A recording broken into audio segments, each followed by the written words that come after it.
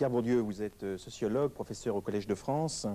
Pour vous interroger aujourd'hui, Pascal Casanova de France Culture et Miguel Benassayac, qui est l'auteur de la critique du bonheur aux éditions de la Découverte. Vous êtes l'auteur d'un très grand nombre de livres. Je vais commencer par un livre qui pourrait être un peu, au fond, comme la phénoménologie de l'esprit pour Hegel, donc un livre central dans votre œuvre, qui est La Distinction. Parce que c'est quelque chose qui fait peut-être mieux comprendre ce qu'est votre projet. Alors dans La Distinction, vous essayez de montrer non pas du tout comment la culture est articulée sur les classes sociales, mais bien plutôt comment il y a des espaces sociaux de différence. C'est-à-dire comment les choses ne sont pas figées en classe, mais les comportements culturels, tout ce qui est le capital symbolique des uns ou des autres, est constitué de façon différente en fonction de l'origine sociale des uns ou des autres. C'est bien ça ?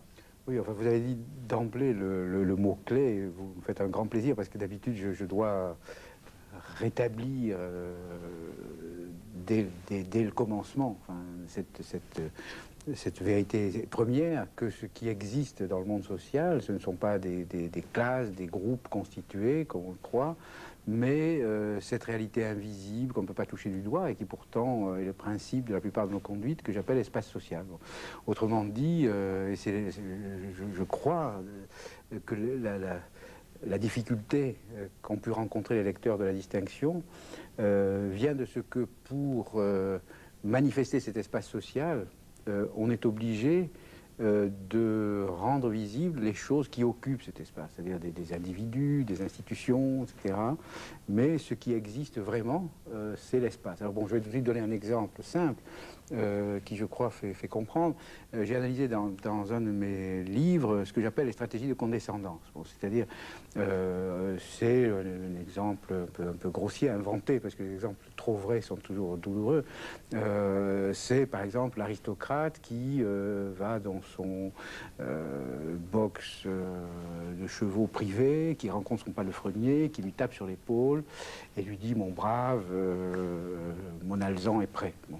Alors, exemple imaginaire, on peut trouver l'équivalent dans le rapport entre un prof et un étudiant, etc. Bon. C'est le prof qui, en 68, tutoie un étudiant, par exemple. Bon. Dans ce cas-là, qu'est-ce qui se passe? Apparemment, il y a une relation visible, deux hommes qui se parlent, bon, et qui se disent certaines choses. En fait, ce qui commande ce qu'ils se disent et le sens de ce qu'ils se disent, c'est une relation complètement invisible, une relation de distance sociale, bon, celle qui sépare un aristocrate de son serviteur, bon, et qui est apparemment niée par l'action même qui se voit. Voilà. Bon. Autrement dit, pour que je puisse avoir une stratégie de condescendance à l'égard de quelqu'un, il faut que je sois tellement sûr de ma hauteur par rapport à lui que je peux faire semblant de me mettre à son niveau. Voilà. Alors, voilà un exemple. Vous avez déjà commencé avec des choses qui sont tout à fait significatives de votre œuvre, l'invisible, le caché. On dit toujours, Bourdieu veut révéler. Alors révéler ce qui est caché. Alors ce qui est caché, c'est justement, par exemple, la guerre des goûts. Ce qui est caché, c'est au fond une guerre sociale qui ne se dit pas, et qui est une contradiction donc entre les gens en fonction de leur situation sociale, mais tout ça ne se dit pas. Est-ce qu'on peut aller au fond des raisons pour lesquelles ça ne se dit pas? Oui, alors vous avez dit deux mots, encore une fois, qui me font plaisir. Vous avez dit révéler, dévoiler, et non pas dénoncer. Bon, ça c'est très important, parce qu'on pense que dévoiler, c'est dénoncer. Et un des problèmes, c'est qu'effectivement, les choses que la sociologie dévoile sont soit implicites, soit refoulées. Et le simple fait de les dévoiler a un effet de dénonciation. Et ceux qui lisent ou entendent parler de ce qui est dévoilé sont atteints dans des choses souvent très, très profondes, qui ne veulent pas savoir.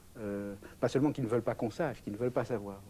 Et du coup, ils mettent dans l'intention du sociologue quelque chose qui n'y est pas, c'est une intention de dénonciation. Alors en disant dévoilement, déjà je pense que vous avez fait un pas très important dans la direction de ce que doit être la vérité de mon travail. Alors cela dit, en quoi consiste ce travail de dévoilement? Enfin, il consiste à mettre au jour... bon, c'était une des intentions traditionnelles de la philosophie, mettre au jour des choses que d'une certaine façon tout le monde sait, mais à un niveau de profondeur où on ne va plus chercher. Bon, c'est-à-dire, moi je pourrais employer, pour faire comprendre ce que j'ai à dire en sociologie, la parabole de Socrate et du petit esclave. Je pense que très souvent, le sociologue est quelqu'un qui, au prix d'un travail, d'enquête, d'interrogation, en utilisant des moyens, des techniques modernes, enfin, bon, quelqu'un qui accouche les autres de quelque chose qu'ils savent sans le savoir, tout en le sachant. Voilà. Alors pourquoi les choses cachées? Pourquoi y a-t-il, au fond, des choses qui ne se disent pas dans cette guerre des goûts, ou dans cette guerre sociale? Pourquoi?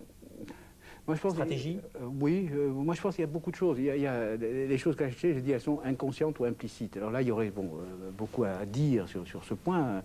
Il y a des choses simplement implicites qui sont difficiles à savoir parce qu'on n'a pas toujours les instruments ou le temps. Alors ça, c'est une chose que je rappelle toujours. Le privilège des intellectuels, c'est qu'ils ont le temps.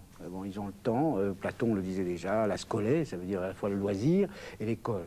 Bon, alors ce sont des hommes d'école qui peuvent prendre le temps de réfléchir, d'interroger, de réfléchir sur eux-mêmes, sur les autres, etc. Bon. Donc les intellectuels ont ce privilège, enfin, les chercheurs ont ce privilège d'avoir le temps, de prendre leur temps. Bon. Et de ce fait, ils peuvent rendre explicites des choses implicites. Bon. Et en plus, alors ils ont parfois, ça peut être parce qu'ils sont poussés par des pulsions. Hein. Je ne nie pas que mon travail est parfois à son principe des pulsions, que mon travail même me permet de contrôler, je crois. Enfin, peut-être, bon. Cela dit... de contrôler oui. De contrôler quoi? Oui, ces pulsions. Je pense que je ne nie pas, donc que mon travail puisse avoir pour principe des pulsions sociales de tous ordres, etc. Bon, mais peu importe les motivations, le sociologue est quelqu'un qui va se donner les moyens de faire accéder à l'explicitation des choses que personne ne veut savoir. Alors, je viens au problème des goûts. Je pense que les goûts sont une de ces choses. À la fois, c'est quelque chose dont on parle tout le temps dans une soirée un peu mondaine, un peu ennuyeuse. Quand on ne sait plus de quoi parler, on parle de cinéma. Bon, et en fait, on fait des espèces d'échanges, de jugement de goût. Bon, le jugement de goût est la chose la plus facile. Enfin, un jugement de vérité, c'est très difficile. Un jugement de goût, on peut dire je suis pour, je suis contre. Bon, c'est une des raisons pour les... Bon, alors, les jugements de goût sont à la fois quelque chose de très, très superficiel et de très, très profond, à travers lesquels les gens révèlent ce que j'appelle un habitus. C'est un grand mot pour dire une chose, je crois, très complexe. C'est-à-dire une espèce de petite machine génératrice, enfin, bon, c'est une analogie un peu sauvage, un programme d'ordinateur à partir duquel les gens engendrent des foules de réponses à des foules de situations, des réponses qui apparemment n'ont aucun lien entre elles, et qui, du point de vue du sociologue, en ont un, parce que le sociologue est quelqu'un qui reconstruit cette petite machine à partir de laquelle les gens ont prononcé. Bon, ce qui fait que c'est vrai que la sociologie enseigne aux gens que dans ces jugements naïfs, imprudents, ils livrent beaucoup d'eux-mêmes. Pascal Casanova. Vous venez d'employer ce mot de habitus, et si on a un propos comme ça un petit peu explicatif au début sur votre œuvre, c'est vrai que c'est la grande innovation que vous avez apportée à la sociologie, c'est l'habitus, c'est-à-dire que si on pouvait dire les choses comme ça, peut-être on avait l'habitude de considérer que ce qu'on appelle les acteurs ou les agents sociaux sont contraints par des contraintes du monde extérieur, et que vous avez introduit l'habitus, c'est-à-dire ce que vous appelez l'intériorité de l'extériorité, ou l'extériorité de l'intériorité, c'est-à-dire qu'on a à ce point intégré des contraintes sociales qu'on les prend pour des éléments de liberté. C'est ça que vous avez, expliqué pour l'habitus. Oui, je pense que ce que vous dites est tout à fait vrai. Une des contributions que j'ai apportées exactement sur ce point, j'ai essayé de dire que le sujet, j'emploie entre guillemets, des actions sociales, n'est pas un sujet. Ce n'est pas un jeu conscient, posant des fins explicites, calculant ses moyens en fonction de fins explicitement posées, etc. n'est pas un acteur rationnel. Bon. Alors, ce qui ne veut pas dire que c'est un mécanisme qui répond automatiquement comme une machine à des stimuli extérieurs. Bon, c'est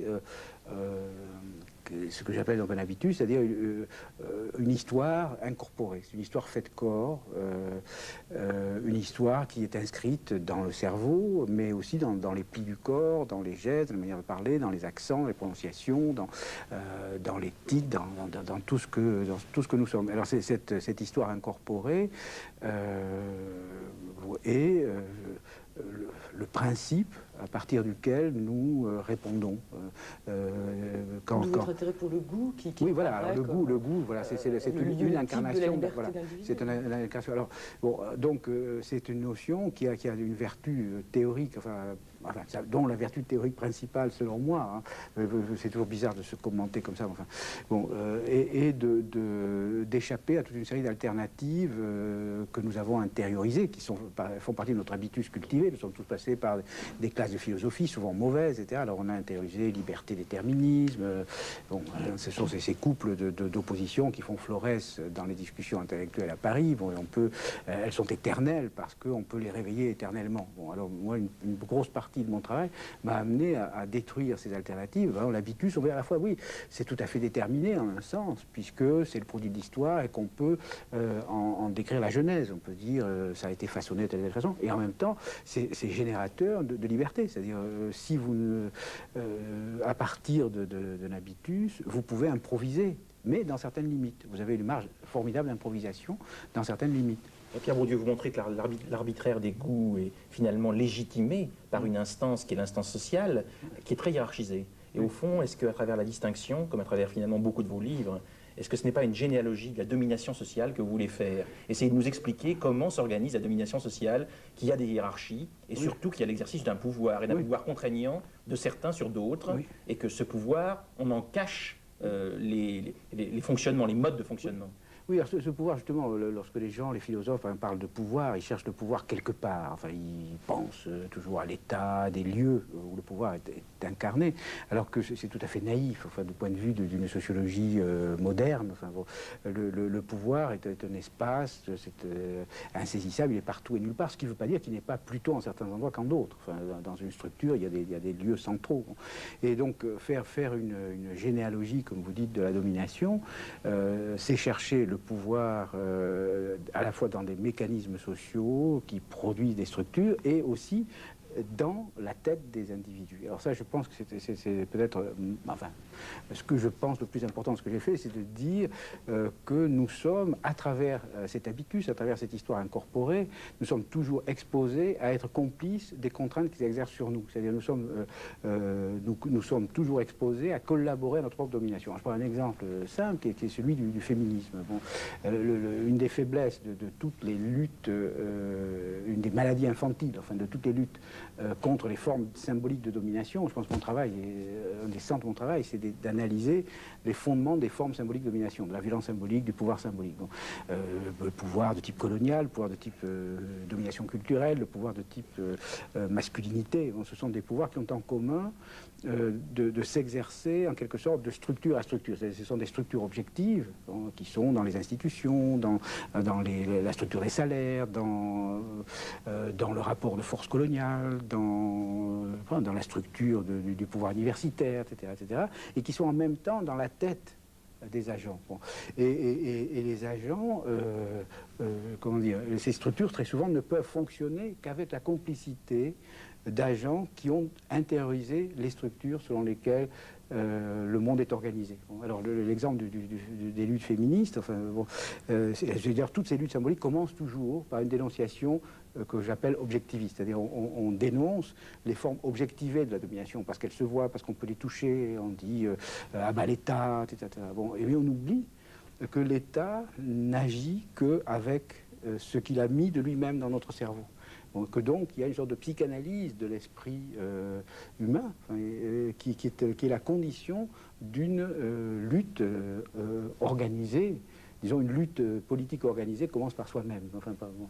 Alors Pierre Bourdieu, vous êtes au fait de l'université, puisque vous dites tout à l'heure que vous étiez au Collège de France, et pourtant, finalement, vous vous êtes centré dans la plupart de vos livres, je pense, ce par quoi ça a commencé, Les Héritiers, c'était sur le système scolaire, et dans quelles conditions, au fond, le système scolaire reflète les privilèges de certains vis-à-vis de la scolarité. Les héritiers, la reproduction, Homo academicus, la noblesse d'État, c'est-à-dire les grandes écoles, ou l'université. Vous êtes attaché pourtant à essayer de voir les dysfonctionnements de l'université, ou plutôt les fonctionnements de l'université, c'est-à-dire comment ça fonctionne et comment un certain nombre de privilèges sont fécondés par l'institution elle-même. Alors ça vous met dans une situation bizarre, parce qu'à la fois vous analysez l'université, et en même temps vous en faites partie, et vous êtes au fait de l'université. Et alors vous montrez comment ça fonctionne. Est-ce que vous n'êtes pas gêné d'être à la fois sujet et objet de votre enquête, de votre travail?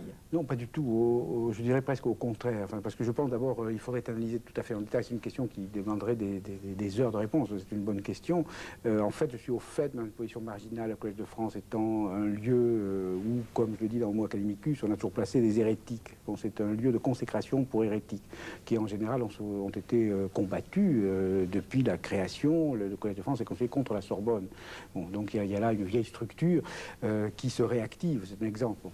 Mais ceci, la chose importante, et peut-être pas là, on peut revenir, c'est pas tout pour esquiver la question sur ma personne, mais je voudrais d'abord dire ce qui me paraît important, pourquoi le système d'enseignement sur lequel j'ai travaillé à partir, comme je disais tout à l'heure, disons de pulsions éthico-politiques, pourquoi le système d'enseignement m'est apparu, à mesure que je le connaissais mieux, comme l'institution centrale des sociétés modernes. Donc je pense que bon, pour dire les choses de manière très, très simple, un petit peu simpliste, il y a deux grands principes de domination dans les sociétés modernes. Bon, le capital économique d'un côté et ce que j'ai appelé le capital culturel. Bon, et le capital culturel a des propriétés très bizarres. Entre autres, il a pour propriété d'être partiellement incorporé. C'est-à-dire qu'il est en partie dans notre tête et, par exemple, il meurt avec nous. Il n'est pas transmissible et littéralement, on ne passe pas son capital directement sous forme d'un chèque à son fils. On le lui transmet de manière beaucoup plus diffuse par le discours, etc. etc. Bon.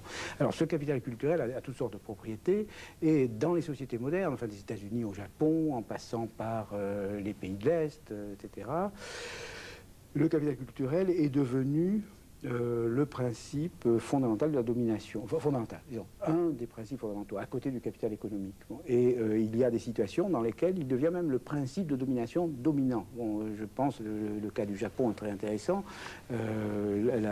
pour des raisons historiques. Enfin, après 1945, le Japon a fait une sorte de rupture avec le passé, s'est blanchi, etc. Bon, et bon, a donc mis un certain nombre de barrières à la transmission de l'héritage économique. Bon.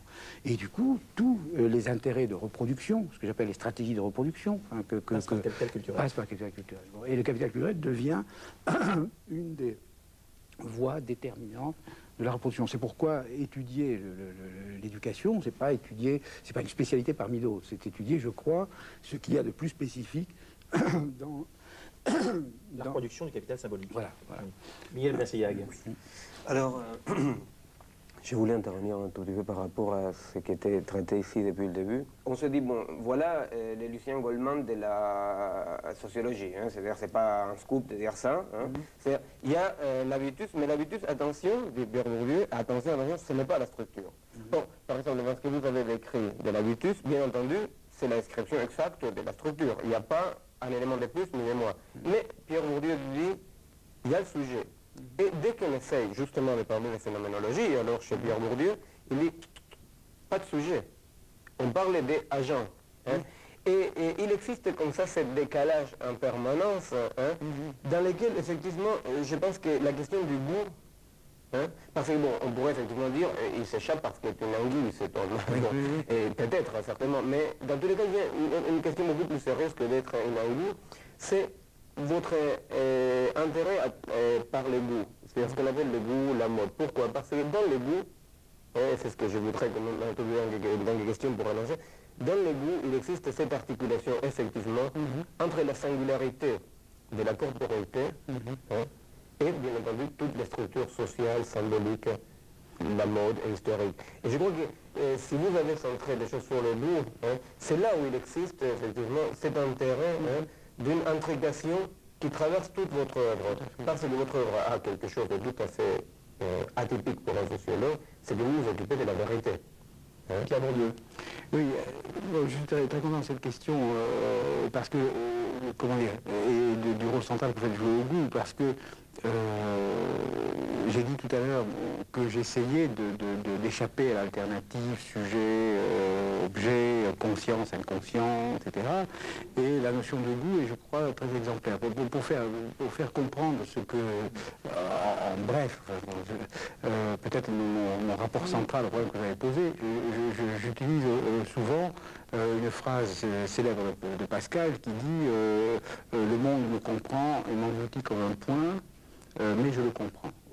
En fait, je pense, si j'avais à donner un résumé de tout mon travail, je dirais ça. Parce que, en fait, je décris un espace, et un espace est un système de points différents.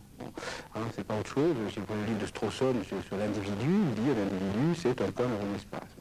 Et à ce titre, comprendre l'individu, comprendre Flaubert, par exemple, bizarrement, c'est pas s'enfoncer dans la singularité de Flaubert, au sens où on fait l'habitude, par une espèce de narcissisme à deux, que sont la plupart des commentaires littéraires, c'est de saisir la particularité de ce qu'était Flaubert en le resituant dans l'espace où il était. Donc, je dirais, j'ai écrit un article qui s'appelle Le point de vue de Flaubert, c'est-à-dire je saisis Flaubert comme un point dans un espace. Mais pour comprendre Flaubert, il faut que je sache qu'il était Champfleury, qu'il était des tas de gens dont on ne sait plus le nom parce que Flaubert les a fait tomber dans l'oubli. Bon.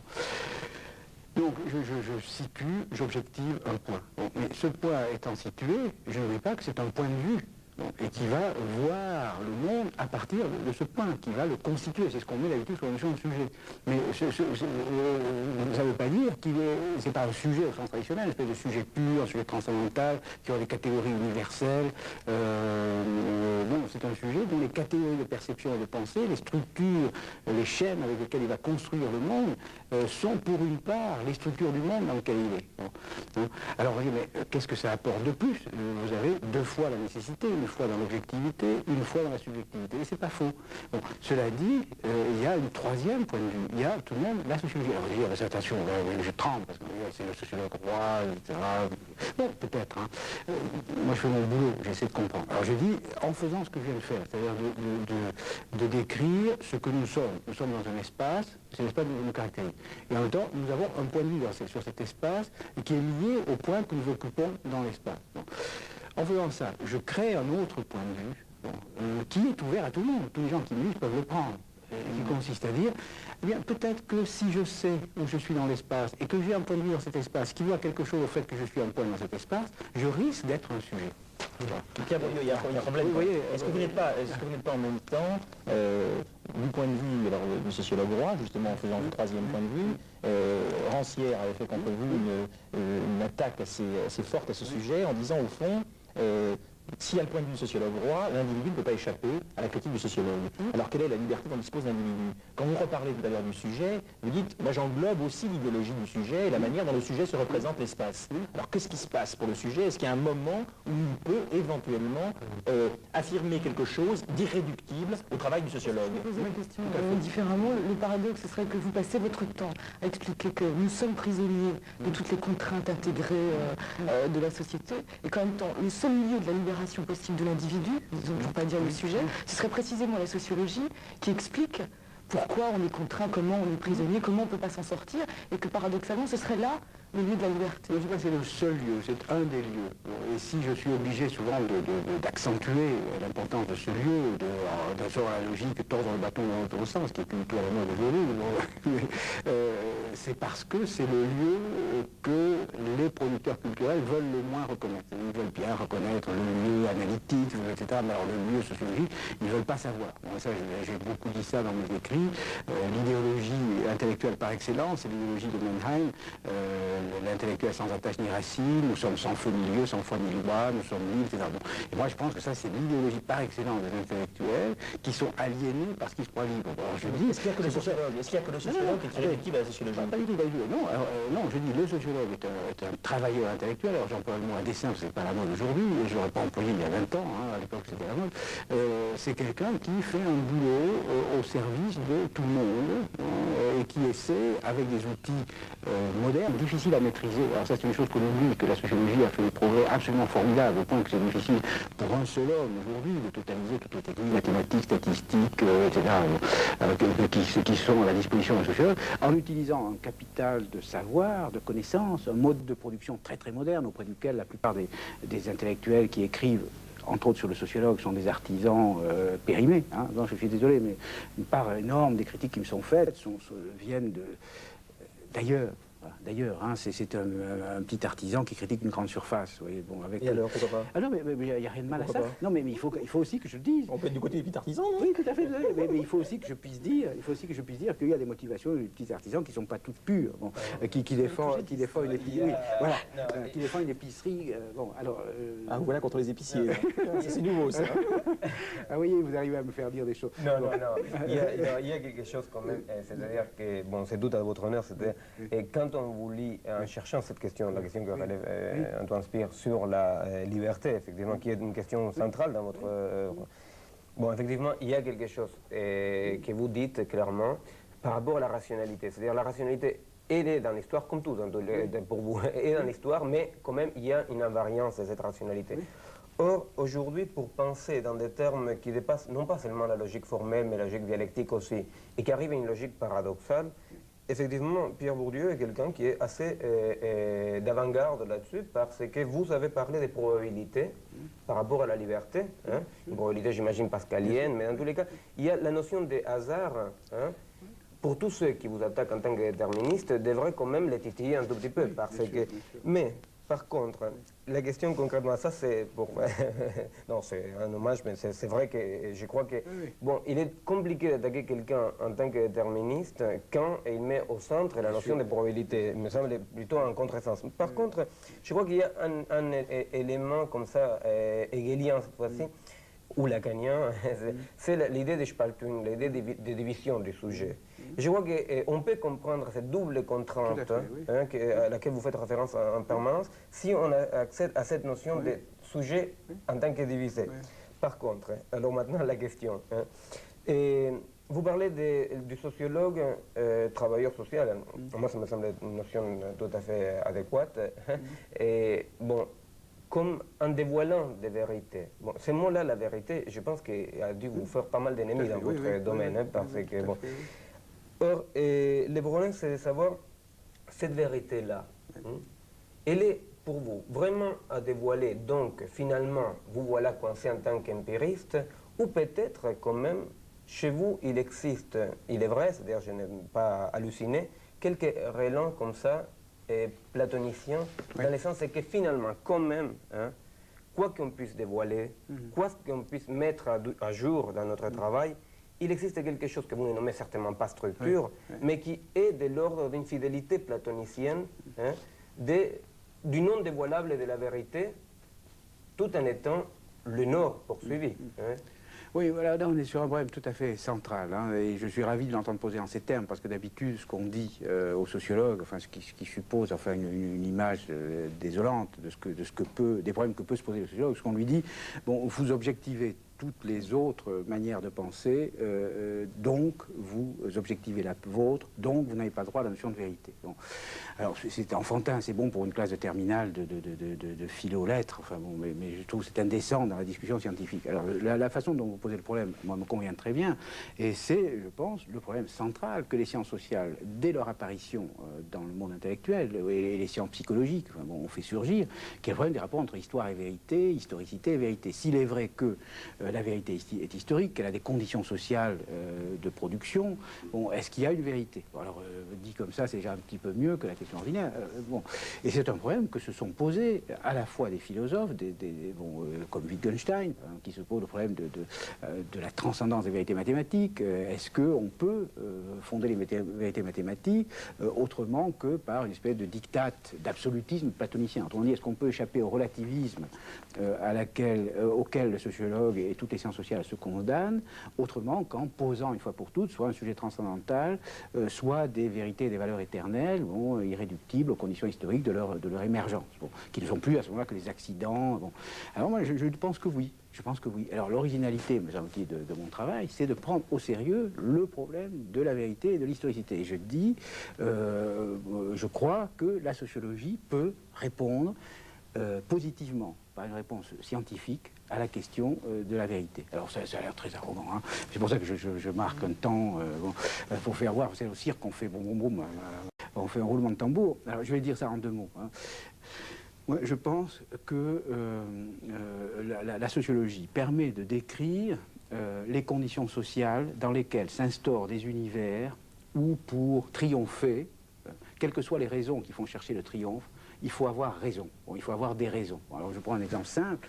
Un monde mathématique, c'est un univers où on peut être mu par des pulsions. On veut être le premier, on va avoir le prix et la médaille Fields, on veut tuer son collègue, on veut le tuer symboliquement, bien sûr, parce qu'on ne peut pas le tuer. Bon, si on veut tuer, il faut quoi? Il faut inventer un théorème, il faut inventer une réfutation. On est obligé, pour gagner, de se plier aux lois du milieu, enfin, bon, qui exigent des formes, des contraintes, de la cohérence, de la logique, une forme de discussion, on ne peut pas dire n'importe quoi, etc. Bon.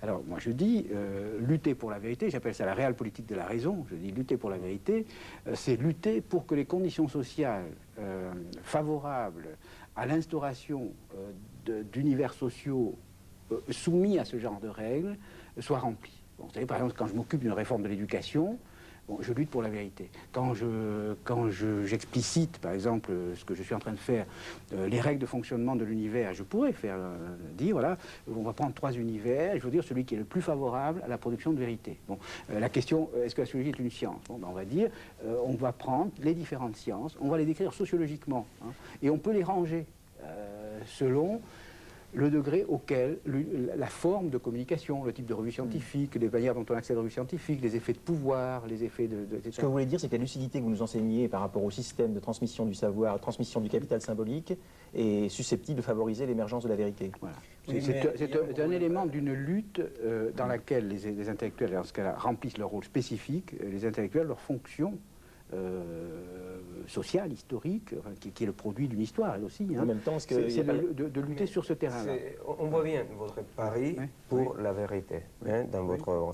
Mais on peut aussi, je ne sais pas si vous êtes conscient, si vous serez d'accord ou pas, mais en vous étudiant loin du Collège de France ou des instances comme ça, en vous étudiant même à 10 000 km, et donc dans une espèce de froideur comme ça, dehors de ce narcissisme comme ça des chapelles, on peut quand même avoir une lecture de vous tout à fait postmoderne, c'est-à-dire en trahison envers la question de la vérité. Et ça, c'est très gênant. Parce que, bon, Pierre Bourdieu est quelqu'un qui, effectivement, apprend à penser, certainement, parce qu'il refuse toutes les étiquettes. C'est vrai qu'il existe une façon de penser des pseudo-intellectuels qu'ils veulent vite fait étiqueter quelqu'un, parce que quand on étiquette, on connaît le reste, et on n'a même plus besoin de lire. Hein. Tu sais, Pierre Bourdieu, c'est ça. Alors vous avez... Ce qui est bien, j'ai toutes les étiquettes. Je suis néo-marxiste, néo-weberien, néo-durkheimien. Ça dépend des époques. Ça dépend des époques. Mais alors, il y a un problème, c'est-à-dire que, bon, parfois, on peut vous accuser un peu, on comprend pour votre histoire, hein, votre histoire, vous accusez un peu de voir, par exemple, dans l'étiquette marxiste, que vous refusez à juste titre certainement, seulement un marxisme positiviste tout à fait dégénéré, stalinien. Parfois, vous refusez ces étiquettes, mais sans faire la précision qu'il y a quand même à boire et à manger. Hein, c'est-à-dire, bon. Alors, après, vous revenez là-dessus. Mais le problème avec ce refus des étiquettes comme ça est qu'on risque d'avoir une étiquette Pierre Bourdieu et que cette étiquette-là aille comme une bague au doigt à une pensée qui refute justement la question de la vérité, qui refute la question de la décision, de la liberté, qui est la pensée post-moderne, avec son sous-produit. Oui, un nihilisme, comme on l'appelait par là. Tout à fait. Un nihilisme qui est avec un réalisme tout à fait plat, ça ne va pas avec votre œuvre. C'est-à-dire, je pense que là-dessus, moi personnellement, si j'avais un vœu à exprimer envers quelqu'un qui a une œuvre comme la vôtre, c'est que par exemple, dans une époque de crise intellectuelle tellement grave comme celle que nous sommes en train de vivre, au moins là-dessus, vous preniez parti clairement, c'est-à-dire dans le sens de dire, le refus des étiquettes pour pouvoir penser, bon, tout ça ne va pas sans une claire critique des attitudes post-modernes elles font fi de la vérité. Oui. Non, mais je suis tout à fait d'accord, je n'ajoute rien. Mais je crois que vous vouliez poser une question. Oui. Vous répondez pas. Je voulais poser une question beaucoup plus naïve. Il me semble que vous n'avez pas répondu tout à l'heure à la question de la place que vous occupez. Et on pourrait dire, on disait tout à l'heure, vous n'avez cessé de vous intéresser au monde universitaire, au monde intellectuel, au champ intellectuel auquel vous appartenez. Alors qu'est-ce que ce serait votre intérêt à vous? Pourquoi est-ce que votre place, ça serait toujours de dévoiler la place des autres et la vôtre?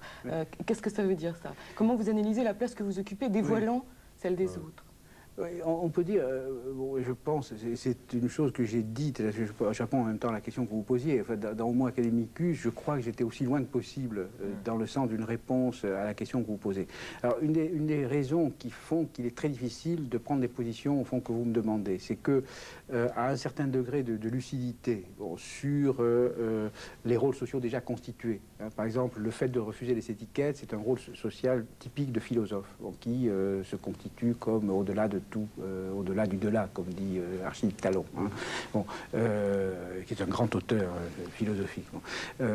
Donc, Achille Talon oui, oui. Bon. Et donc, quand on va être au-delà du delà, on dit je ne suis pas celui que vous croyez. Enfin, Heidegger a passé sa vie à faire ça, bon. Ce qui est très dangereux, et je pense qu'une certaine forme de postmodernisme est très dangereux en ça. Et en ça, je suis tout à fait d'accord. Mais comment se fait-il que c'est pas facile d'obéir à votre injonction très amicale, hein. Bon, pourquoi c'est pas facile? Parce qu'on sait d'avance que d'abord il y a ces rôles sociaux déjà constitués, bon, et c'est pas facile de tomber dans un rôle qu'on a objectivé, de se laisser enfermer dans un rôle qu'on a objectivé, même si on sait qu'on n'est pas dans ce rôle, on sait qu'on sera perçu en fonction de ce rôle. On dira, tu vois Bourdieu qui dénonce tout quand même depuis qu'il est au Collège de France, il dit que, hein, voilà, vous savez, je l'entends pas parce qu'on n'ose pas me le dire, mais je sais que ça se dit, a priori je peux le déduire. Bon. Donc il y a ça, et d'autre part, il y a le fait que comment dire, l'objectivation ultime, enfin bon, ultime, historiquement provisoire, à un certain moment qu'on peut accomplir, consiste à faire ce que j'ai fait dans Homo academicus, et à dire il faut objectiver deux choses. Il faut objectiver la place que le producteur d'un discours, quel qu'il soit, occupe, non pas dans le monde social, ça c'est trop facile. Je dis, on tire des gros boulets, mais ils passent au-dessus des têtes. Hein, c'est petit bourgeois, bourgeois, etc. La place qu'il occupe dans son univers spécifique, là où il a ses billes. Et les billes, pour l'intellectuel, c'est, si c'est un sociologue, c'est le champ sociologique, si c'est un historien, c'est le champ historique, c'est là qu'il a ses intérêts, etc. Donc il faut objectiver ça. Et le sociologue est celui qui peut objectiver les intérêts des autres, donc les siens, puisqu'il y a un certain moment où il est dans un espace où il sait qu'il a ses intérêts. Bon.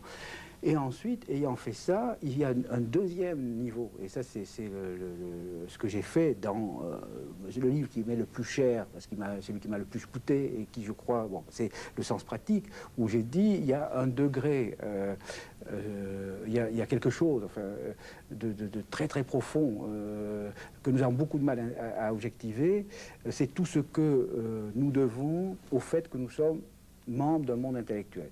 Ce que j'ai dit tout à l'heure très vite quand j'ai parlé de Scollet, le fait que nous sommes des hommes de loisirs, des hommes qui ont le loisir de penser. Et je pense, alors ça par exemple, tout ce livre est tourné vers l'explicitation d'erreurs qui sont liées au fait d'être théoricien. Le théoricien, celui qui regarde, qui décrit des jeux, sans les jouer. Bon, c'est Lévi-Strauss qui décrit des systèmes de parenté qui ne se demandent pas est-ce que je vais marier ma fille. Bon. Bien, moi je rappelle que un des grands décalages, un des grands principes d'erreur que nous avons en tant que penseurs, en tant qu'hommes de loisirs, bon, un des grands principes d'erreur réside dans ce fait que nous sommes hors jeu. Nous sommes hors jeu. Et nous oublions de mettre dans la description que nous faisons du jeu le fait que pour décrire le jeu, il fallait être hors jeu. Bon, et donc, nous faisons des théories fausses, bon, mais foncièrement fausses. Alors, c'est ce que j'appelle, c'est un philosophe enfin, pour moi très important, qui s'appelle Austin, et il appelle ça scholastic view, le point de vue scolastique, le point de vue auquel je le sens fort, le point de vue de la scolée. Bon, oui, j'avais une petite question connexe à propos du point de vue. Et ça, je vous interromps, parce que je n'ai pas répondu complètement à votre question. Mon idée, c'est que et ça a été très dur pour moi, dans Homo academicus, j'étais parti au fond avec la tentation ordinaire du sociologue, qui est d'objectiver les autres, et ce qui est un plaisir particulièrement jouissif, d'objectiver ses concurrents et ses collègues, bon, hein, d'objectiver, de faire... Bon. Alors il y a un petit plaisir souverain à dire, regardez comme ils sont naïfs, je vais décrire les règles d'un jeu selon lequel ils jouent, etc. Accrochez-là sur ce plaisir, accrochez sur ce plaisir-là, je voudrais quand même qu'on aille loin. Si vous avez ce plaisir, si vous avez ce plaisir quand même, est-ce qu'il n'y a pas un problème? Est-ce qu'eux aussi n'ont pas un plaisir dont vous ne rendez pas compte, et qui est qui va plus loin que le plaisir de vaincre l'autre au moment de la concurrence, qui va plus loin loin que le narcissisme de la stratégie individuelle culturelle, qui est autre chose. Vous-même, analysez-vous un instant, là, faisons de la psychanalyse sauvage.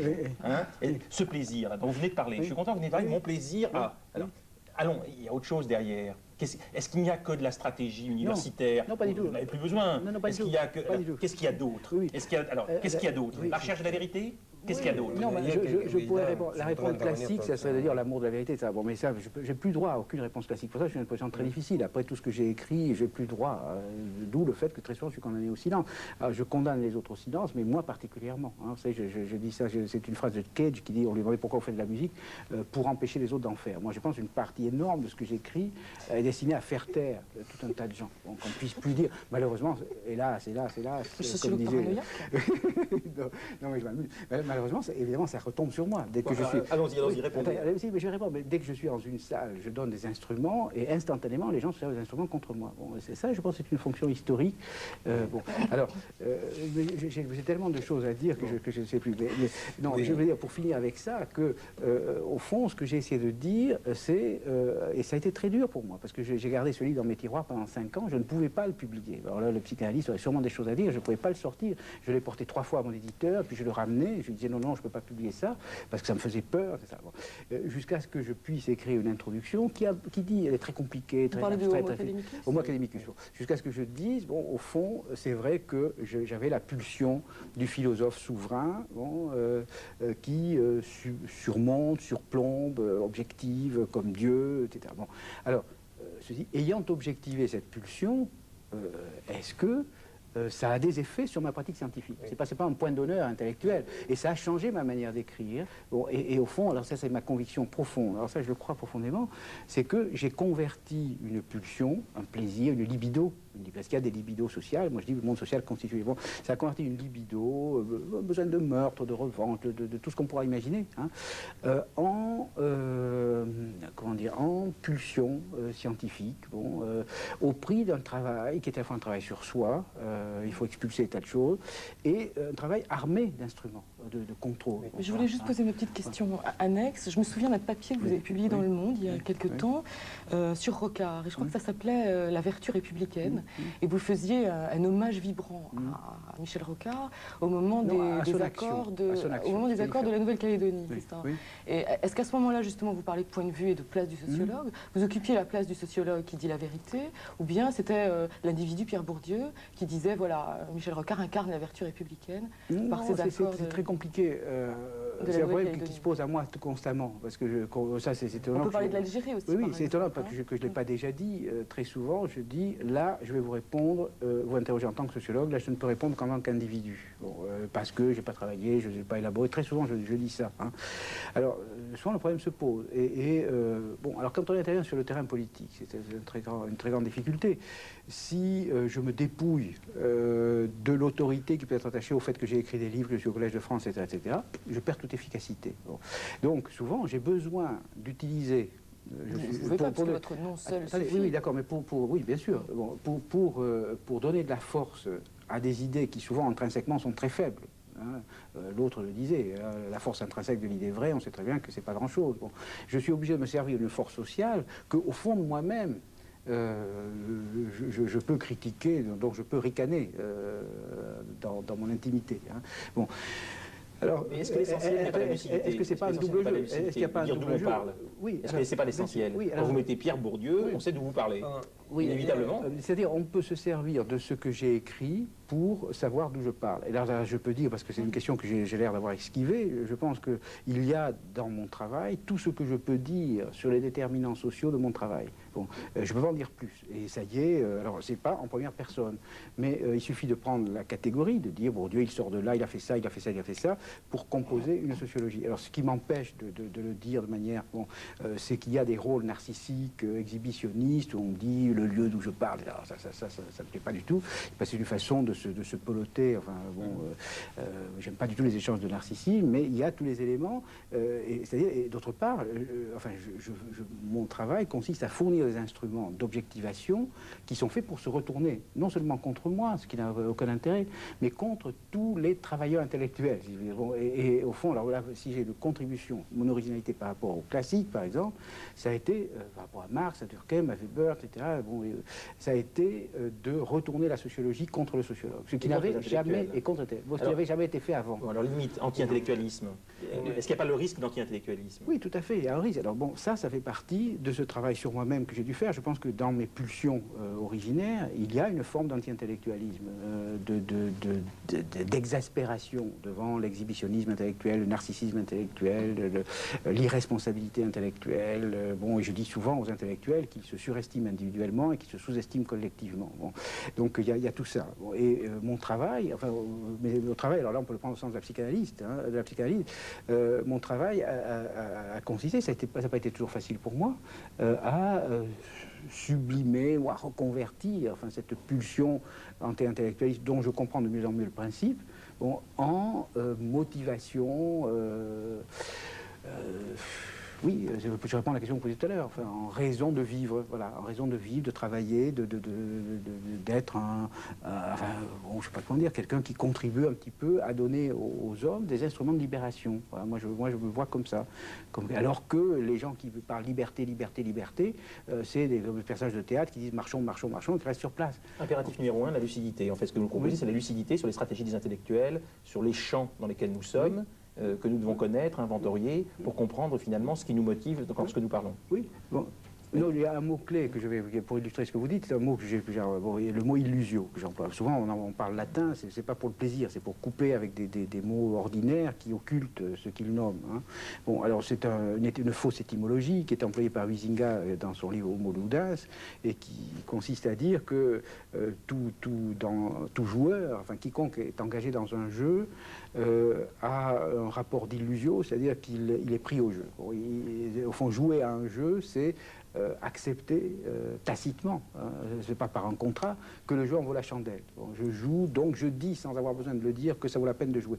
Et très souvent, je me bats avec des gens qui ont en commun avec moi que le jeu en vaut la chandelle. C'est pourquoi des tas de jeux ne sont pas des jeux à la vie, à la mort, parce qu'on s'arrête au moment où on casserait le jeu. Hein, bon. Alors, moi, ayant explicité ça, je pense que je donne quelque chose qui peut-être, en tout cas moi ça m'a beaucoup servi en ce sens, à la fois un moyen de comprendre le monde et une sagesse. C'est-à-dire que bon, maintenant, très souvent, quand je serai sur le point de m'emballer pour hocher, parce que bon, le monde social nous tend des hochers tous les jours, hein, c'est des réunions où on aurait pu ne pas venir, et puis tout d'un coup on est pris, on se met à polémiquer, etc. Bon.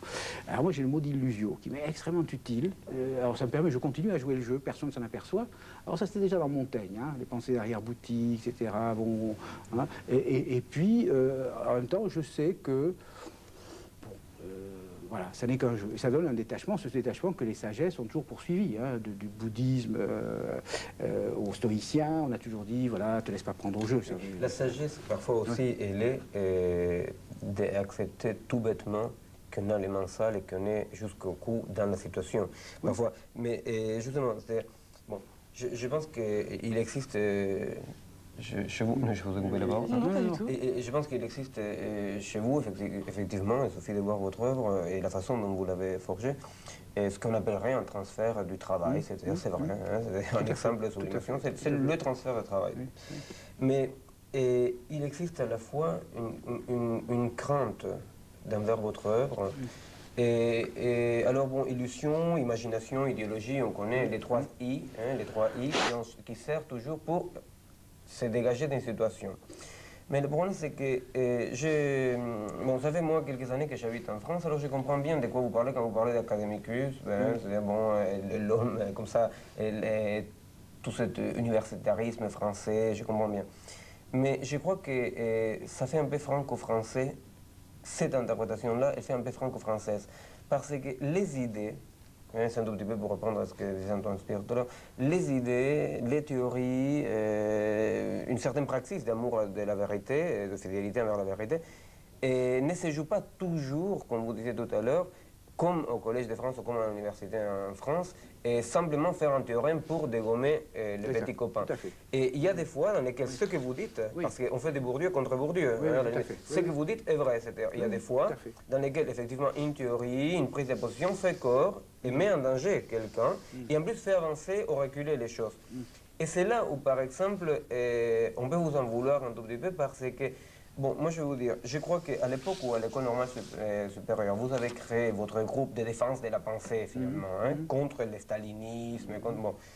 Et votre stratégie de dénonciation des étiquettes était effectivement une stratégie de liberté claire et nette, et dans lesquelles vous étiez absolument dans la situation, et je ne pense pas que le mot illusion ait pu vous enlever en quoi que ce soit de vos responsabilités que vous avez eu le courage de prendre. Mais aujourd'hui, pour aujourd'hui, en 1989, et cette même stratégie rencontre d'une façon tout à fait malheureuse, et je reviens là-dessus, la stratégie d'un certain réalisme nihiliste postmoderne, parce que c'est pas pareil que Pierre Bourdieu dise à l'époque du stalinisme roi, contre les mandarins staliniens et contre cette comme ça, oppression de la pensée qu'était le stalinisme pour les intellectuels.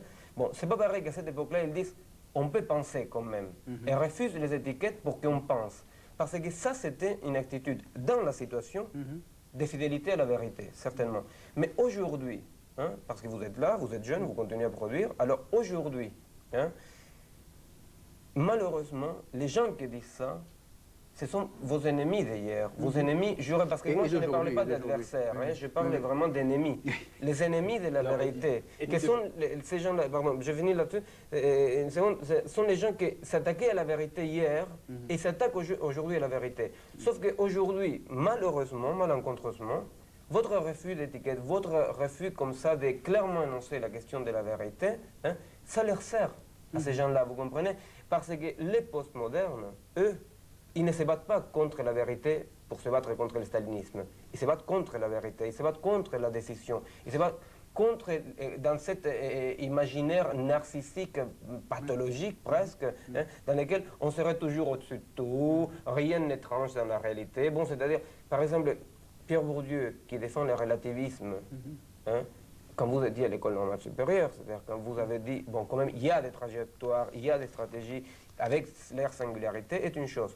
Aujourd'hui, un certain relativisme anthropologique ou sociologique veut dire tout à fait le contraire. Alors c'est là, vous comprenez, où... Il y a énormément de choses dans tout ce que vous dites. Bon, d'abord, je ne défends pas le relativisme. Je dis que la vérité est une création de l'histoire, ce qui ne veut pas dire qu'elle est historique. Enfin, bon, je pense qu'il y a une genèse historique de la vérité, et ça ne relativise pas pour autant la vérité. Bon, alors, il y a des conditions de ça. Bon. Alors, je dis deuxièmement que en prenant ce point de vue et en prenant pour objet les univers qui prétendent à énoncer l'universel, parce qu'un de mes objectifs permanents, ça a été d'étudier des champs de production qui sont autonomes relativement autonomes par rapport aux forces sociales. C'est le champ religieux, c'est le champ politique, c'est le champ juridique, c'est le champ intellectuel, c'est le champ scientifique, etc. Ces univers ont en commun de prétendre à l'universel. Ils prétendent donc à la transhistoricité, ils prétendent échapper aux contraintes historiques et sociales. Bon, et en rappelant que ces univers qui prétendent à l'universel, et vos postmodernes en font partie, en les prenant pour objet et en les historicisant, on se donne les moyens de se libérer des coups de force qui s'exercent au nom de la vérité. Bon, et moi, je pense qu'il y a des crimes qui se commettent tous les jours au nom de la vérité, qui se commettent tous les jours. Par exemple, je l'ai dit tout à l'heure à propos du marxisme, une des raisons pour lesquelles je n'ai pas envie de donner à ce que je fais, même que ça me coûterait de dire, oui, après tout, on peut mettre ça au compte du marxisme. J'ai mis la notion d'habitus au compte d'un livre de Panofsky, dans lequel le mot n'est pas. Vous voyez, j'étais jeune, il fallait que je prenne un parapluie, en même temps, c'est un type que j'admirais beaucoup. Voilà. Donc, je pourrais le faire. Et je pense que c'est... parfois, ça peut être utile de dire ça. Dans une certaine conjoncture, si ça peut être utile que je vais en Amérique latine, de dire, je le ferai. Je m'en doute, oui. Oui, je le ferai. Mais ceci dit, je crois qu'il est très très important de savoir que dans ces petits univers où se jouent des jeux, où circule du narcissisme, etc., des crimes peuvent se commettre au nom de la vérité. Et là, je suis quand même conséquent avec moi-même. Je dis, étant dans un univers comme ça, il faut commencer par balayer devant sa porte. Bon, alors, ce qui ne veut pas dire que je pense que le rôle de l'intellectuel s'arrête à la frontière de son champ. Hein. Un des problèmes étant de savoir... Là, vous risquez de pécher par humilité, justement, oui, vous comprenez, oui, c'est très compliqué. Je comprends bien que vous dites, et ça revient dans tous vos ouvrages, il faut balayer devant sa porte, je comprends bien, et c'est tout à votre honneur. Mais le problème, c'est que Pierre Bourdieu, il dépasse largement sa porte, son quartier. Cela dit, si déjà j'arrivais à balayer hors du là-dedans. champ tout un tas de gens qui se réclament de l'autorité du champ pour exercer des effets de vérité, comme les postmodernes là, dont vous parlez, ben, je pense que j'aurais rendu un certain service à l'humanité. Ils sont mis à nu quand même par l'analyse sociologique. Ils sont mis à nu par l'analyse sociologique. Ces gens-là, si vous prenez leur trajectoire, vous regardez leur travail, pour parler en ces termes, etc., vous savez, bon, c'est vite fait hein, de voir la différence, à la fois dans les principes et dans les conséquences. Bon, donc, je pense... Vous pouvez dire leurs références, parce que vous m'avez donné ces références, je trouve ça formidable. Ils ont été pour... Oui. Alors, il y a des gens bon, qui ils ont été les élèves d'Alain, les voilà, élèves d'Alexandre, ensuite ils ont été les disciples de Beaufray, ensuite ils ont été les disciples d'Heidegger, ensuite ils ont été en 68 les disciples de Gramsci, et maintenant c'est Wittgenstein. Voilà, ça c'est l'itinéraire type. Hein. Voilà, l'itinéraire type. Alors c'est toujours des gens qui sont toujours sur les sommets, enfin c'est-à-dire qui prennent toujours entre deux choix le plus chic. Alors c'est tout à fait intéressant. Alors que bon, ça par exemple, c'est une des choses, quand vous avez parlé de travail tout à l'heure, je le dis ça très très modestement, moi, je pense que mon plus grand mérite, enfin dans ma trajectoire, ça a été de choisir toujours le choix le moins chic. Et parce que très souvent, la vérité est à ce prix. Bon, je pense, je sais pas, j'étais philosophe. Moi j'ai envie d'utiliser Bourdieu tout de suite là. Le moins chic, est-ce que c'est pas très chic? Bon, alors c'est vrai alors ça c'est très facile, on peut retourner. Ah non, je retourne pas, je vous utilise. Non, c'est très gentil de le dire comme ça, au contraire, parce que les gens le pensent et ne le disent pas. Moi, je suis ravi quand on me dit les choses. Non, c'est vrai que paradoxalement, ce choix du non chic finit par être chic à la longue. Oui, on peut dire, mais au fond, ça a bien payé. C'est typiquement la trajectoire de l'hérétique qui finit par être consacrée. Bon, cela dit, ça n'a pas été fait pour ça. Alors là, la notion de stratégie est très importante, parce que quand je dis stratégie, il faut la rattacher à habitus. C'est-à-dire c'est quelque chose qui a pour principe une libido socialement constituée, pas nécessairement consciente à elle-même, c'est pas un calcul. Hein. Bon, donc, on ne peut pas dire de quelqu'un, je passe mon temps à dire ça aux gens qui travaillent avec moi, qui font de la sociologie et des intellectuels, on étudie monsieur X ou Y, linguiste du 19e siècle, qui a fini au Collège de France. Alors bon, instinctivement, on étudie tous ces choix comme s'ils avaient été déterminés par la volonté d'arriver au Collège de France. Bon, hein, en fait, je pense d'ailleurs que une des conditions des réussites hérétiques, c'est précisément de ne jamais avoir voulu. Bon, parce qu'il y a des tas de lieux sociaux dans lesquels on demande aux gens d'avoir au moins l'air désintéressé. C'était une des choses amusantes. Enfin, bon, bref, il y aurait le milieu artistique est comme ça. Hein. Il me semble que depuis le début, on parle comme ça en sous-main de psychanalyse et que vous ne cessez d'employer un vocabulaire psychanalytique. Vous parliez tout à l'heure de transfert de travail et dans vos livres, on retrouve la libido, la vérité refoulée, etc. Il me semblait aussi qu'on peut lire votre œuvre comme, vous dites vous, une auto-analyse, souvent vous employez ce terme-là dans Chose dite, je crois. Et on pourrait dire aussi une autobiographie. Hein, vous avez commencé par les paysans du Béarn, et puis il y a eu l'Algérie, et puis les héritiers, etc., qui suit tout votre itinéraire. Et on pourrait dire, alors, qu'est-ce que c'est cette référence-là permanente à la psychanalyse, sans qu'elle soit jamais clairement définie, peut-être? Si, il l'a définie. Oui. Non, mais je veux dire qu'en même temps, vous vous intéressez pas du tout aux mêmes déterminants. De la même façon, la psychanalyse dévoile les illusions du désir, mais ce ne sont pas les mêmes déterminants, ce pas les mêmes obstacles à la liberté qui sont montrés par la psychanalyse. Oui, alors, elle s'intéresse aux déterminants non sociaux. Je suis ravi que vous le posiez. En même temps, les conditions d'une discussion approfondie ne sont pas réunies. Alors je me demande qu'est-ce que je peux dire. Moi, ce que je peux dire, c'est que très très sommairement, mais je pense que c'est déjà mieux que rien pour dissiper un certain nombre de contresens sur ce que j'ai pu dire ou écrire. Moi, je pense que le rôle de la sociologie, c'est d'analyser le travail que les espaces sociaux font subir à une libido qui canalise la psychanalyse, mais qui n'est pas mon travail. Bon, moi, si je ne m'en occupe pas, c'est que c'est pas mon travail. Alors déjà, on se dit que je me mêle de tout. Si en plus, donc je m'arrête à la porte et je dis, moi, je reçois en tant que sociologue, je reçois des gens, donc je suppose qu'ils ont des pulsions dont je ne cherche pas à connaître les principes, et j'étudie comment le monde social canalise, oriente, manipule, constitue, institue ces pulsions. C'est-à-dire, je pense que le monde social, pour moi, institue, c'est le mot fort, des pulsions, les travaille, les transforme, et en se servant d'un matériel qui lui est fourni par des choses dont elle n'étudie pas le principe. Bon. Voilà. Alors comment on transforme une libido, au sens freudien, en libido académica? Comment on fait un type qui est prêt à tuer son collègue parce qu'il lui a piqué un poste technique? Voilà. Bon. Voilà. Alors ça c'est très très intéressant. Bon. Et je pense que justement, il n'y a aucun antagonisme de frontières. Bon, c'est la même chose d'ailleurs avec les Non, mais si vous utilisez le même vocabulaire, c'est pas par hasard. C'est aussi que vous faites le même travail d'une certaine façon. Oui, si vous voulez, par certaines... bon, là, vous me poussez à en dire un petit peu plus. Je pense que dans certains cas, quand par exemple je décris à propos de Heidegger, il y a un modèle théorique derrière, qui est un modèle de la production de discours. Il n'était pas content parce que son papa était épicier, quoi. Oui, non, non, pas du tout. Le modèle qui est dessous est celui-là. Moi, je dis, pour comprendre un discours comme celui de Heidegger, il faut avoir deux choses. Il faut avoir d'une part une certaine pulsion sociale, c'est-à-dire libido socialement constituée, hein, qui est liée à son origine sociale, à son papa, mais aussi à sa carrière, ses études, au fait qu'il a commencé à faire de la théologie, donc il était brillant, et en même temps paysan, tout ça. Bon. Donc il faut avoir ça, d'une part, et d'autre part, il faut avoir un espace qui est le champ de la philosophie dans les années 23-30 en Allemagne, bon, dans lequel il y avait des kantiens qui se trouvaient être juifs, il y avait des sociologues dont on ne parle jamais mais auxquels on pense toujours, il y avait tout un tas de gens, bon, et ce champ jouait le rôle d'une censure. Bon, je dis une censure, c'est-à-dire il est ce à quoi il faut se plier si on ne veut pas être exclu du champ. Le champ, hein, Et alors, le discours est une résultante de ce que j'ai très envie de dire. Une stratégie de distinction aussi. Non, oui et non. Il y a quelque chose que j'ai très très envie de dire. C'est plus fort que moi. Je ne sais même pas que je veux le dire. Je veux dire des choses horribles. Heidegger, il voulait dire ces mecs, ils sont affreux, ils sont bourgeois et en plus ils sont à gauche. Voilà, c'est ça qu'il voulait dire. Hein.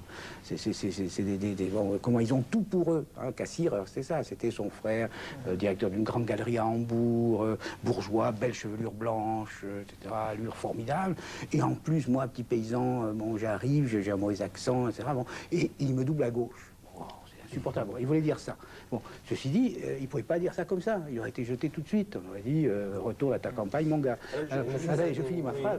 Bon, alors, il a dit, il faut retourner la critique de la raison pure, et la vérité de la critique, elle n'est pas dans l'analytique, comme dit Cohen, elle n'est pas dans la dialectique, comme dit, etc. Elle est dans l'esthétique transcendantale. Bon, alors ça, vous voyez, c'est une censure formidable. Bon, autrement dit, il a fait une espèce de création philosophique qui est au demeurant magnifique, qui est pleine d'intérêt, hein.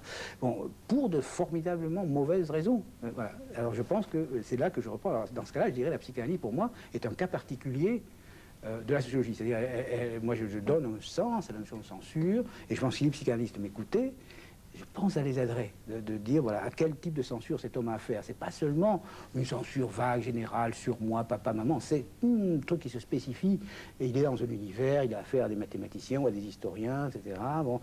Et son travail, voilà. Donc, moi, je suis un collaborateur des psychanalystes. Pierre Bourdieu, alors justement, dans votre pratique quotidienne, acte de la recherche en sciences sociales, la revue que vous dirigez, vous avez dit à plusieurs reprises, les gens avec qui je travaille, donc les sociologues, l'équipe avec les... Bon, vous êtes un mandarin, officiellement. Non, attendez, vous êtes un mandarin, vous ne pouvez pas nier. Bon, alors, compte tenu de ça, vous réfléchissez à ces stratégies des gens qui sont avec vous. Est-ce que vous n'avez pas tout le temps en tête vos analyses théoriques pour penser la pratique des gens qui sont autour de vous? Et en conséquence, est-ce que ça ne vous gêne pas quelquefois, au point que vous n'arriviez plus à être, excusez, naïf, comme s'il y avait une naïveté qui peut être utile aussi quelquefois pour essayer de comprendre quelque chose au-delà de tous les déterminismes qui font que les uns interviennent pour telle ou telle circonstance? Non, au contraire. Alors, encore il y a 2 jours, j'avais un déjeuner avec un très vieil ami avec qui j'ai signé des livres, enfin, bon, qui me disait c'est extraordinaire que tu restes encore naïf. C'est-à-dire tu te mets encore en colère, tu as des indignations, étant donné ce que tu écris, tu passes ton temps à dire il faut être spinoziste, quoi. Bon, neco legere, neco detestari, etc. Et tu passes ton temps à déflorer. Je dis, bah, tu vois, je pense, d'abord ça me fait plaisir psychologiquement, j'aime mieux avoir cette image-là que celle j'étais un jeune homme en colère, j'espère que je serai un vieil homme en colère. Bon, et c'est une fait de fidélité à l'idée que j'ai de moi. Bon, ça c'est sûrement un petit peu de narcissisme, c'est comme ça. Il y a ça, et d'autre part, je pense que, et je lui disais cet argument-là, que c'est au fond le principe de ma lucidité. C'est-à-dire que, bon, bizarrement, les gens disent, Bourdieu, il a une philosophie de l'intérêt, ce qui est faux. Hein, c'est pas intérêt, c'est illusio, c'est une parenthèse. Enfin, mais si un certain nombre de choses me sont apparues, qui sont admises comme allant de soi, c'est que elles ne me plaisent pas. Si le monde intellectuel m'apparaît dans tout ce qu'il a de mercantile, de mercenaires, de trafic de compte-rendu, trafic d'influence, enfin des renvois d'ascenseurs, enfin, si tout ça me débecte, enfin, pour dire les choses comme elles sont, pour des raisons obscures, bon, c'est sans doute pour ça que je suis lucide. Autrement dit, les gens qui diraient il a une philosophie cynique, donc il est cynique, enfin c'est le monde à l'envers. De même que je dis ça à propos de Goffman, c'est plus facile de le dire pour moi. Goffman, qui est un des grands dévoileurs, enfin, devant l'Internet, qui a fait un travail formidable, enfin, bon, de dévoilement de l'infiniment petit des relations humaines, etc., était un type qui passait pour méchant. Moi, je le trouvais adorable. Hein, il passait pour méchant, pour cruel, pour ça. Bon. Et simplement, c'était un type qui souffrait affreusement du monde social, bon, pour qui le monde social est quelque chose de très dur à vivre. Voilà. Moi, c'est un peu vrai. Alors, si le monde social m'est supportable, c'est parce que je peux m'indigner. Je pense que si je m'indignais plus, j'en crèverais souvent. Voilà. Là, j'ai fait des confidences. Là. Je crois qu'il y a quelque chose, oui, très courtement, il y a quelque chose que les Kleiniens appellent un rapport d'objet, qui est ce qui risque parfois de vous trahir dans les lectures qu'on fait de votre œuvre. C'est-à-dire, parce que, bon, il y a tous les côtés croustillants, c'est-à-dire, voilà, un mandarin qui critique les mandarines, c'est parfait, c'est très bien, bon. Mais ce qu'il y a là comme ce stratus, quelque chose quand même de très intéressant, c'est quand même les rapports d'objets. C'est-à-dire, bon, l'objet, bon, finalement, bon, c'est ce que vous disiez, c'est-à-dire, bon, Heidegger, finalement, son papa était épicier. Alors, une fois qu'on fait cette analyse-là psychologisante, effectivement, de la trajectoire dans laquelle il y a tout le côté croustillant, ce qui ne reste plus, c'est l'objet. Parce que Heidegger, bon, malgré, au-delà de cette trajectoire, est quelqu'un qui développe, comme personne jusque-là, l'ontologie de la présence. Et ce qui est foncièrement réactionnaire, philosophiquement réactionnaire, hein, c'est une ontologie de la présence restaurationniste. Bon, une ontologie restaurationniste, systématiquement, que ce soit appliquée à un modèle stalinien, que ce soit appliquée à un modèle nazi, ou nationaliste quelconque, systématiquement, ça donne des pratiques hein, réactionnaires et qui vont s'attaquer quand même au sujet dans sa liberté. Alors, il y a ces rapports d'objets comme ça qui risquent de vous trahir parfois parce que, j'entends bien, c'est-à-dire que ce que vous faites, c'est, dès l'analyse de ces rapports narcissiques, vous faites votre objet. Mais le problème, c'est que c'est tellement croustillant hein, qu'on risque parfois d'oublier que vraiment vous êtes dans un rapport d'objet. Hein. Vous expliquez les transferts de travail d'une façon magistrale, c'est-à-dire effectivement, il y a ça qui nous pousse et qui nous mène à quoi? Mais nous mène justement à s'en foutre un tout petit peu du narcissisme. C'est-à-dire le rapport d'objet hein, ou les transferts de travail, c'est quand finalement on peut s'occuper d'un objet. C'est-à-dire qu'on dit, bon, je m'oublie.